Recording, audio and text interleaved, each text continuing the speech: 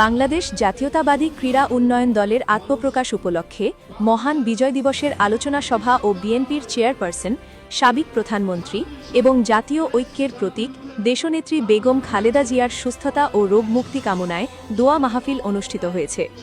সোমবার ২২ ডিসেম্বর সন্ধ্যায় মতিঝিলের ডিডিএস মিলনায়তনে বাংলাদেশ জাতীয়তাবাদী ক্রীড়া উন্নয়ন দলের আয়োজনে এই অনুষ্ঠানের আয়োজন করা হয়।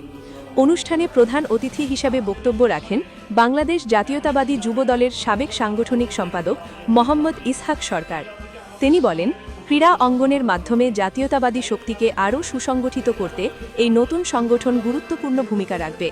বাংলাদেশ জাতীয়তাবাদী ক্রীড়া দলের সভাপতি আলহাজ কাজী শামীম তারেকের সভাপতিত্বে এবং দলের প্রতিষ্ঠাতা ও সাবেক ফুটবলার মোহাম্মদ মেজবাউদ্দিন মেজুর সঞ্চালনায় অনুষ্ঠানে আরও উপস্থিত ছিলেন ঢাকা দক্ষিণ সিটি কর্পোরেশনের ৪১ নম্বর ওয়ার্ডের সাবেক কমিশনার আলহাজ লিয়াকত আলী, ঢাকা ওয়ান্ডারার্স ক্লাবের সাবেক সাধারণ সম্পাদক মোহাম্মদ সেলিম, বাংলাদেশ অলিম্পিক অ্যাসোসিয়েশনের সদস্য মোহাম্মদ আবিবুল বারী আয়হান, ঢাকা ওয়ান্ডারার্স ক্লাবের নির্বাহী সদস্য ও ৪১ নম্বর ওয়ার্ড বিএনপির সিনিয়র সহসভাপতি মোহাম্মদ জামান মল্লিক, ক্রীড়া সংগঠক আলহাজ মোহাম্মদ আজহার উদ্দিন মিয়া, ঢাকা ওয়ান্ডারার্স ক্লাবের ট্রেজারার এম.এ. জলিল এবং নাট্য নির্মাতা ও ক্রীড়া সংগঠক মোহাম্মদ তারেক মিয়াজি।